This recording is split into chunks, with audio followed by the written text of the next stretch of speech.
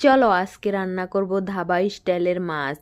তো এমনি তো অনেক রকমের মাছ রান্না করে খাই আমরা, তো আজকে রান্না করব ধাবা স্টাইলের মাছ।